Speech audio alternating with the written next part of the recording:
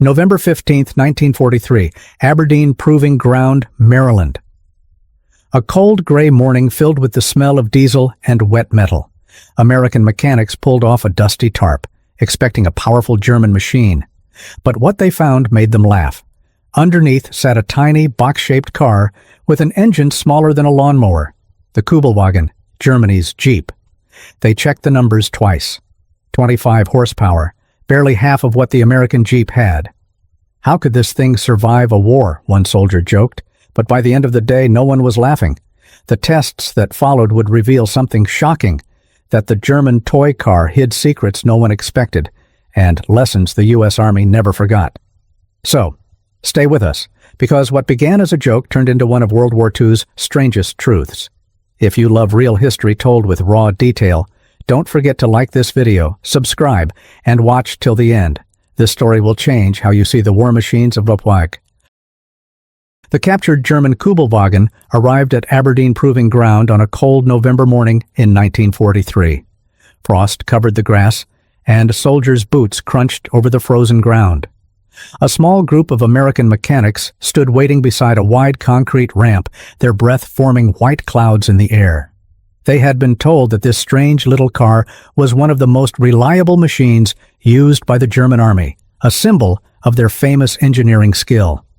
When the tarp was pulled off, silence followed. The vehicle looked simple, almost toy-like. Its thin metal panels rattled when the wind blew. The front hood lifted easily, revealing a small, flat engine no bigger than a kitchen stove. "You gotta be kidding me," muttered Sergeant Mike Kowalski, a Detroit mechanic who used to build engines that made 3 times this power. He read the tag again, 25 horsepower. The men laughed, a low, tired laugh that came from disbelief, not joy. Next to their sturdy Willys Jeep, this thing looked weak. It weighed about 1,700 pounds, almost 700 less than the Jeep, yet still seemed fragile. Major Sterling, the officer in charge, simply said, "We'll see what the numbers say." In the Army, feelings didn't matter, data did. The Kubelwagen's engine was air-cooled, meaning it had no water radiator or coolant system. That seemed strange to the men who were used to liquid-cooled American engines. Air-cooled motors were lighter and simpler, but also risked overheating. The soldiers made notes: 4 cylinders, 985 cubic centimeters, top speed maybe 50 miles an hour if lucky. Not impressive. Kowalski leaned closer, listening to the faint ticking sound as the metal warmed in the sun. He could smell the sharp scent of old fuel and oil trapped from the battlefield. "Looks like something you'd use to deliver mail, not fight a war," he joked, and the others nodded. But Major Sterling didn't laugh. "It's lasted 3 years on every front Germany fights," he said quietly. "There's something here we don't see yet." They rolled the Kübelwagen into the test shed, the dyno room. Inside, the air was thick with oil fumes and the hum of machines. The team attached wires, gauges, and belts to measure power, speed, and torque. Corporal Chen, the youngest of the group, wrote down every number carefully in a small notebook. This was how truth was measured, not by pride, but by data. When the engine finally started, the sound was unexpected. Soft, even gentle. No roar, no deep growl. Just a smooth humming, like a sewing machine. The men exchanged looks. For something so small, it ran clean and steady. No leaks, no smoke, no shaking. "Huh," said Kowalski, half smiling. "She may be ugly, but she's polite." As the test began, the dyno spun up, measuring every ounce of the engine's strength. The numbers on the gauge confirmed it: 25.3 horsepower, at 3,300 RPM. The Jeep made more than double that, but the German car didn't strain or cough. It just kept going. The paradox grew stronger, weaker on paper, but calm and steady in action. Outside, the sun began to melt the frost, turning puddles into mirrors. The smell of hot oil filled the air. Kowalski wiped his hands on a rag and stared at the tiny car sitting quietly on the rollers. For the first time, he wasn't laughing. "Numbers don't lie," he said softly. "But sometimes they don't tell the whole story either."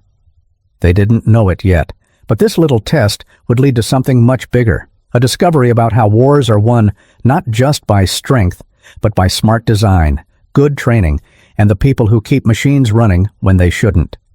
And this was only the beginning. Inside the dyno room, the air buzzed with noise and the smell of burning oil. Gauges flickered, belts turned, and the little German Kübelwagen engine hummed steadily on the test stand. Sergeant Mike Kowalski stood with his arms crossed, watching the pointer on the dial move. The reading was clear, 25.3 horsepower at 3,300 RPM. 25, he repeated slowly, shaking his head. That's less than some lawnmowers back home. The other mechanics laughed, but Major Sterling didn't smile. Let's finish the test, he said. Numbers matter more than jokes.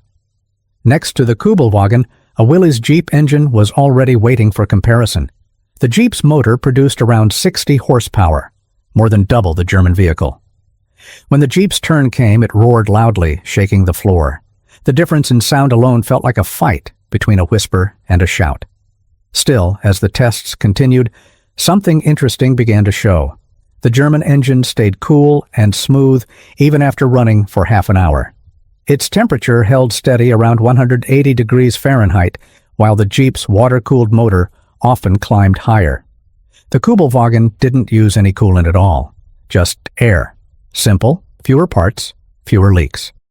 Private Patterson, a quiet man who loved precision, leaned close to the clipboard. Fuel burn is lower, he said, half a gallon less per hour than the Jeep. The men exchanged looks. Half a gallon per hour meant a lot when fighting across long battlefields. They recorded more numbers, 0 to 30 miles per hour, 26 seconds. Top speed 50 miles per hour on flat ground. Jeep, 0 to 30 in 11 seconds. The gap was huge. The Jeep was fast, powerful, and built for climbing and pulling. The Kubelwagen was light and slow, almost lazy. When the dyno test ended, they rolled the car outside again. Steam rose gently from the exhaust pipe. The sound faded into the cold air, soft as a sigh. Kowalski touched the warm metal with his bare hand. It's weird, he said. It shouldn't work this well, not with so little. Major Sterling looked down at his notes. Maybe that's the point, he said. It's built for enough, not for more. They began the next part of testing, the acceleration run. A long, straight track stretched across the proving ground, flat and empty. The Kubelwagen rolled to the start line, its small tires crunching over gravel. The wind was sharp and cold, carrying the smell of gasoline. All right, Mike, Sterling said. Take her up to 30. Kowalski nodded and climbed in. The seat felt stiff, the steering wheel thin and rough. He pressed the starter. The engine hummed instantly. He pushed the pedal down. The little car began to crawl forward, slowly gaining speed. The seconds ticked. 10, 15, 20. 26. The needle finally touched 30 miles per hour. When he stepped out, he was half amused, half impressed. Feels like it's giving all it has, he said, but she doesn't quit. The Jeep did the same run later. It hit 30 in 11 seconds flat, throwing up dust behind it. The difference was obvious, but the Kubelwagen had one quiet advantage. It never stalled, never overheated, and ran smooth every single time. Back in the workshop, Corporal Chen summarized the results in his report. The Kubelwagen lacks power compared to the Jeep, but shows remarkable fuel efficiency, cool operation, and mechanical steadiness. Major Sterling underlined one sentence. Reliability over raw power. That would become the phrase they used again and again in their notes. As the sun set over Aberdeen, the men packed up their tools. The orange light made the little German car glow faintly. It still looked weak, but the numbers suggested something different. Kowalski wiped his hands and said quietly, Maybe ugly things can still do their job right. But the real challenge was still waiting. Hills, mud, and time. That's where true strength would show itself. The next morning was colder. The wind from the bay cut through thick jackets and made every tool feel like ice. The men gathered around the Kubelwagen again, this time at the base of a long dirt hill. This was the real test, the kind that decided whether a vehicle could survive on a battlefield. Numbers in a notebook were one thing, mud, slope, and gravity were another. Sergeant Kowalski checked the car once more.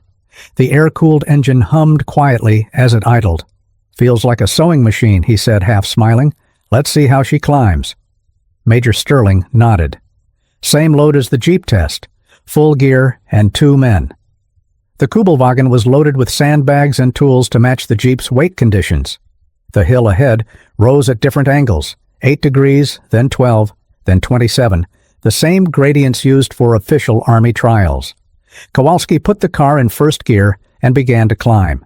At first, it rolled smoothly, the tires gripping the frozen dirt, but as the slope increased, the engine began to whine. A thin, high-pitched sound like a saw cutting wood. The speed dropped. At 8 degrees, it still moved. At 12, it started to slow sharply. When the gauge reached 8 degrees on the meter, the car stopped moving forward completely. "Throttles to the floor," Kowalski shouted through the open window. The wheels spun helplessly, dust rose, and the smell of hot rubber filled the air. Major Sterling signaled to stop the test. The little car had reached its limit. They checked the thermometer near the cylinder head, 210 degrees Fahrenheit. The engine was overheating. Smoke began to rise from the rear vents. Kowalski stepped out, wiping sweat from his forehead. "That's all she's got," he said. "She's done." When the Jeep's turn came, it started up the same hill like it was nothing. The deep growl of its engine filled the cold air. It reached the top of the 27-degree slope without a pause. The contrast was painful to watch. "It's like watching a workhorse next to a mule," Patterson said quietly. Still, Major Sterling kept taking notes. "Power-to-weight ratio explains this," he said. "The Jeep simply has more torque. But the Kubelwagen's issue isn't power alone, it's traction and cooling." They ran the Kubelwagen again after it cooled down. This time they watched the temperature rise faster. Within minutes, the heat reached dangerous levels again. The design had no fan strong enough to push enough air over the engine when climbing slowly uphill. In open flat roads it was fine, but on rough terrain it suffered badly. Corporal Chen recorded everything carefully. Kübelwagen, maximum sustainable climb 8 degrees, Jeep 27 degrees, overheating after prolonged incline, loss of compression after repeated run. Later, in the small workshop, they examined the air filter. It was clogged with dust and oil. The design was simple but weak against dirt. "Every grain of sand gets in there," Patterson said, tapping the part with his wrench. "This thing would choke in North Africa." The paradox deepened. The German vehicle that had served across deserts and snow seemed fragile here, yet somehow it had survived years of war. "They must have used it smarter than we do," Sterling said. "They knew its limits." By late afternoon, the sky turned gray again. The men packed their tools in silence. The Kubelwagen sat still on the slope, smoke rising softly from its back. Kowalski looked at it and said, "It's not built to win races. It's built to keep moving, just enough." As they left the test site, the Jeep roared to life again, powerful and loud. The Kubelwagen stayed quiet, cooling slowly in the cold wind. What came next would test something even more demanding than hills, the deep, loose sand that swallowed whole machines. The next test took place 2 days later on a stretch of soft sand that looked like a piece of desert dropped into Maryland. The winter sun was weak, and the air smelled of oil, salt, and wet dirt. This was the traction and mobility test, the one that showed how well a vehicle could move across real battlefields filled with mud, dust, or snow. Sergeant Kowalski stood beside the Kubelwagen, rubbing his hands together for warmth. The car's thin tires looked out of place against the soft ground. "These things belong on a beach, not a battlefield," he said. Major Sterling only replied, "Let's see what the Germans thought they were doing." The Kubelwagen's engine started easily, its quiet hum sounding calm and steady. Kowalski drove it forward into the sand pit. At first it rolled gently, moving about 20 feet before the rear wheels began to spin. The fine sand flew up in a pale cloud, covering the back of the car. The vehicle sank halfway down, rocking helplessly. Kowalski pressed the pedal again. The tires spun faster, but the car didn't move an inch. "She's stuck," he said flatly. "No grip." Patterson came forward with a shovel, digging around the tires. "No tread depth," he said, shaking his head. "These tires were built for roads, not mud." The Kubelwagen used narrow street-style tires to save rubber, a smart decision for Germany, where supplies were short but terrible for soft terrain. After 15 minutes of digging and pushing, they freed the car. The Jeep's turn came next. Its wider tires bit into the sand easily. With a roar, it pulled forward, climbed the same patch, and kept going without trouble. Within minutes, it had crossed the entire sand track. The difference was clear in every way: speed, traction, and control. But something interesting happened when they checked the Kübelwagen's engine again. Despite being stuck for almost 20 minutes, it hadn't overheated this time. The air-cooled system worked better when the car idled instead of climbing. Corporal Chen took notes quickly. Kubelwagen, unable to maintain traction in loose soil. Lightweight body prevents deep sinking, but narrow tires reduce grip. Engine temperature stable during idle. No mechanical failure observed. Major Sterling looked thoughtful. They didn't build this for power, he said. They built it for simplicity. Easy to fix, easy to run, even if it can't go everywhere. He was partly right. The Kubelwagen had been designed for German roads and light terrain, not for climbing muddy hills or crossing soft beaches. But what it lacked in muscle, it made up for in how quickly it could be repaired. To prove that point, Kowalski decided to pull one of the rear wheels off, right there in the sand. The entire operation took less than 10 minutes. The parts were simple and lightweight, no special tools required. Now that's clever, he admitted. A guy could fix this thing with just a screwdriver. Still, there was no denying the facts. In real war zones like Africa or Russia, traction mattered more than comfort. The Jeep could go almost anywhere. The Kubelwagen could not. The men pushed the German car back onto solid ground. The light was fading now, and long shadows stretched across the sand.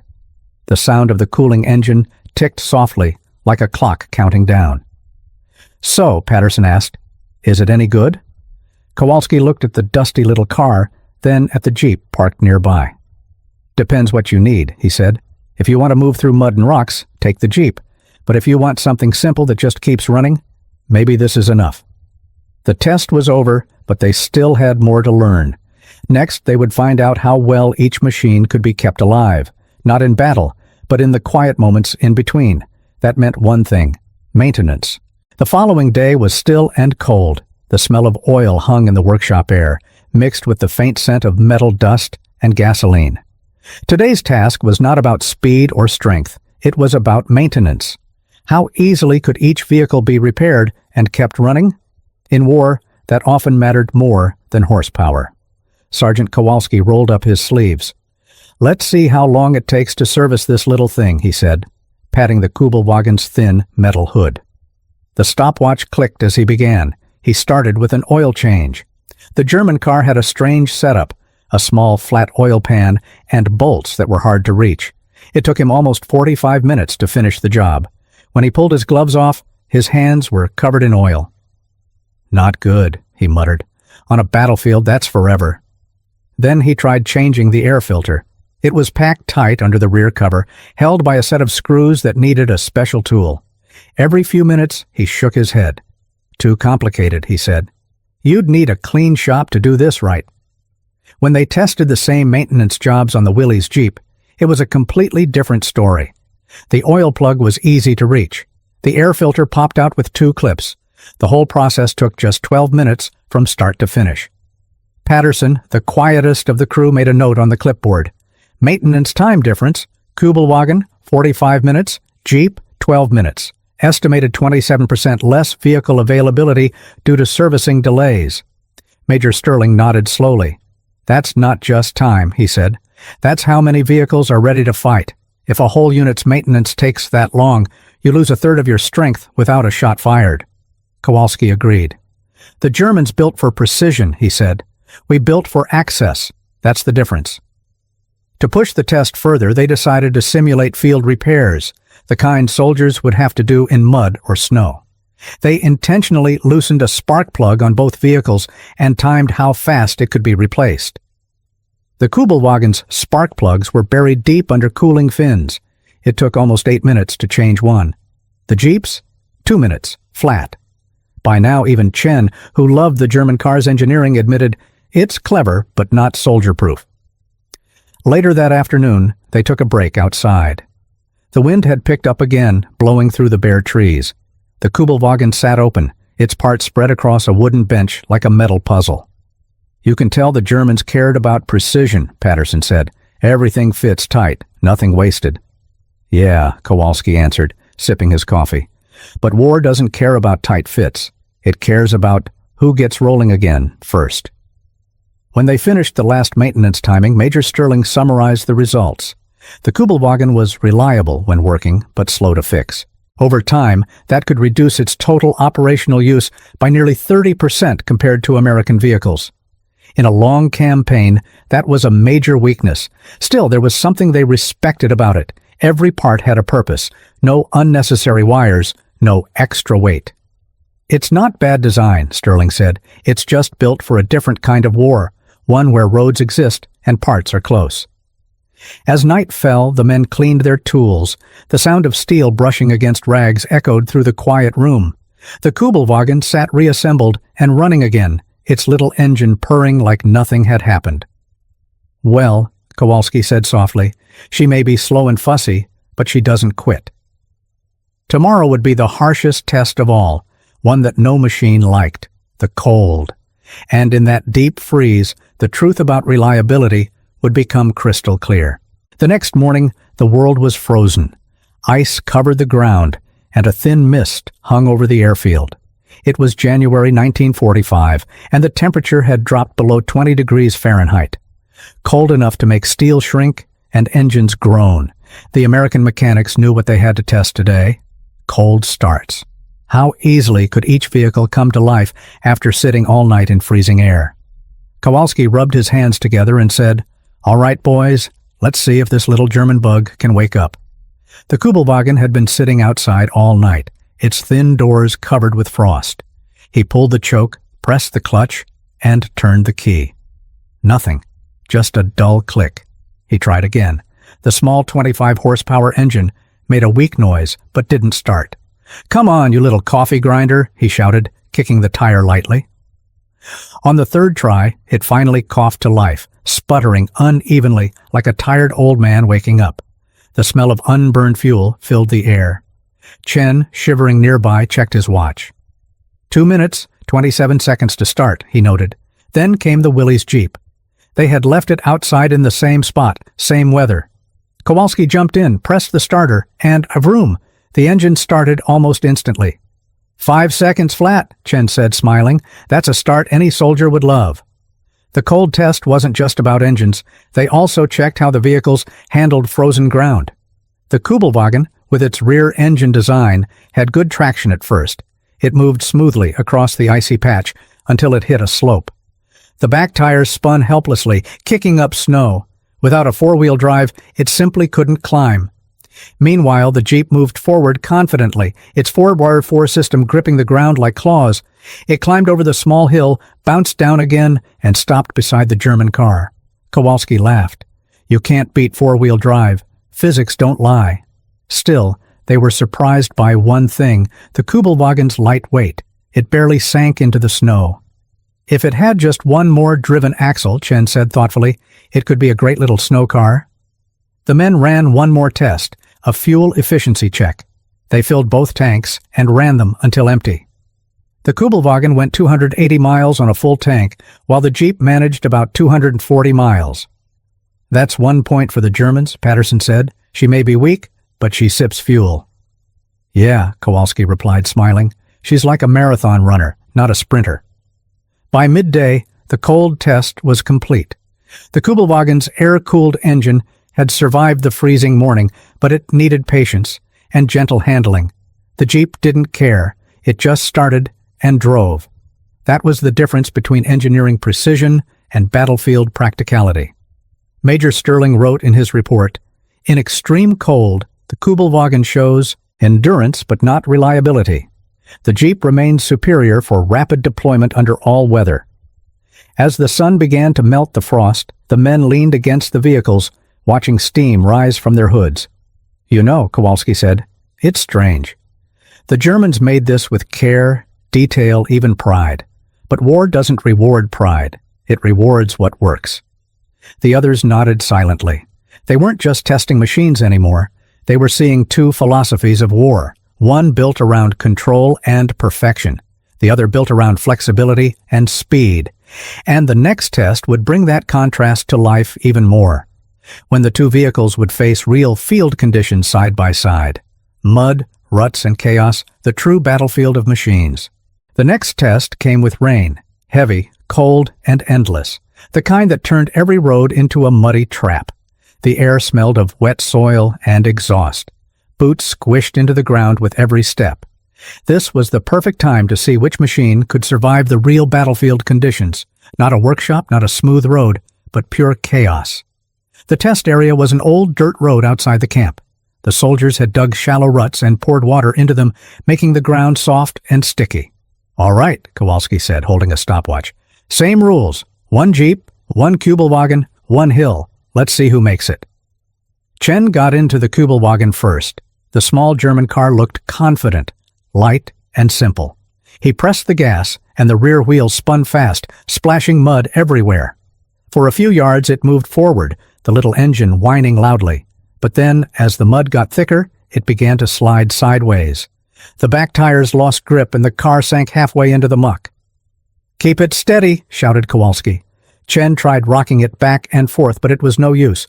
Here, in this quiet camp, two small vehicles had told a bigger story. One of struggle, pride, and very different kinds of strength. The next morning was quiet. The rain had stopped and mist hung low over the fields. The Kubelwagen and the Jeep stood side by side, both covered in dried mud, looking like old soldiers after a long battle. This was the final test, not of power or endurance, but of understanding. Major Sterling gathered the team around. "Gentlemen," he said softly, "we've tested speed, power, repairs, cold, and mud. Now we ask the real question. What do these two machines mean?" The men looked at the Kubelwagen. Its small frame, 25-horsepower engine, and simple design told a clear story. It was made for order, control, and rules. Everything about it felt strict and exact, like the army that built it.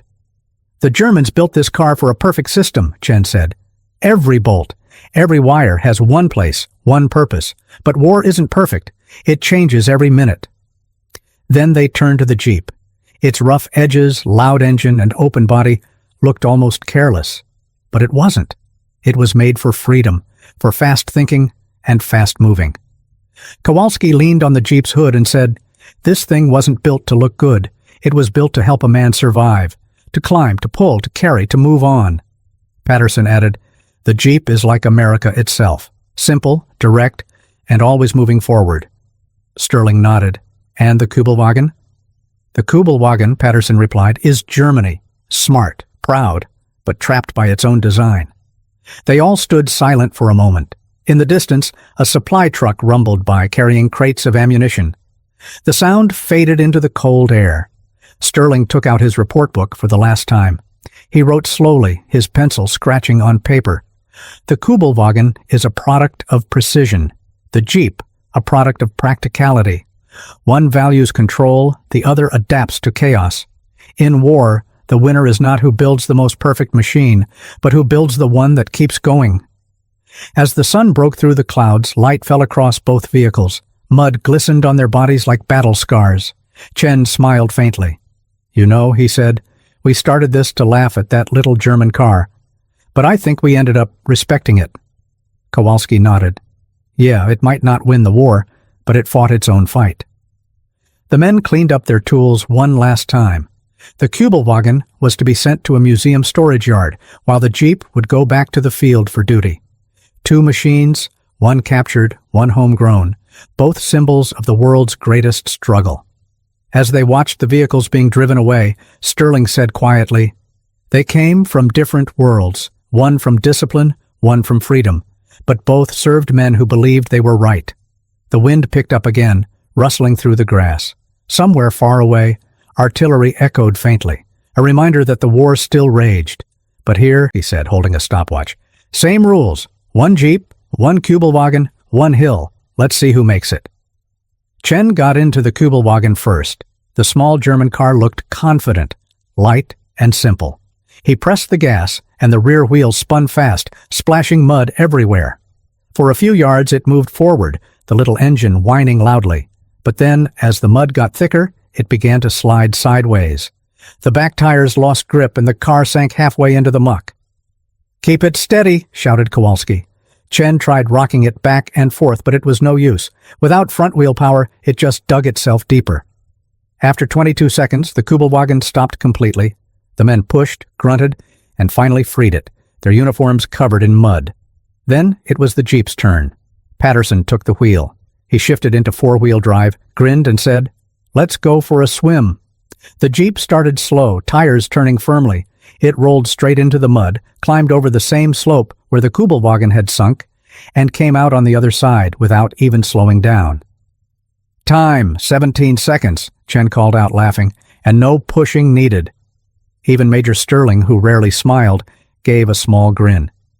"That's the difference right there," he said. "You can build precision, or you can build power that forgives mistakes." But they didn't stop there. The next part of the test was damage control. They wanted to see what happened if the vehicles were hit, not by bullets, but by real-life wear. Dents, broken lights, bent fenders. Kowalski gently hit both cars' side panels with a steel hammer, simulating shrapnel impact. The Jeep's body flexed slightly, leaving a dent but no cracks. The Kubelwagen's thinner metal caved in easily, leaving sharp folds. "Too thin," Patterson said, touching the metal edge carefully. "Saves weight, but one good hit and you're done." Still, the Kubelwagen had one big advantage: simplicity of parts. Its engine could be taken apart with just a few tools, and every piece was light enough to lift by hand. "If you had time and calm weather," Chen said, "you could rebuild this thing anywhere." "That's the problem," Kowalski replied. "There's never calm weather in war." By the end of the day, both vehicles were covered in mud and scratches. The Jeep's tires were packed with dirt, its windshield coated brown. The Kubelwagen looked almost buried, but when they started both engines, they ran fine. The German car refused to die easily. "Maybe that's its secret," Patterson said quietly. "It's not powerful, but it keeps going, like the people who built it." The men stood silently for a moment, watching steam rise from the hoods. The test had shown the truth. The Jeep conquered the battlefield, but the Kubelwagen survived it with dignity. Major Sterling closed his notebook and said, "One more test tomorrow. Not about mud or cold, about meaning. We'll find out what this little German car really says about the men who made it and the war they fought." The mechanics packed up their tools as thunder rolled in the distance.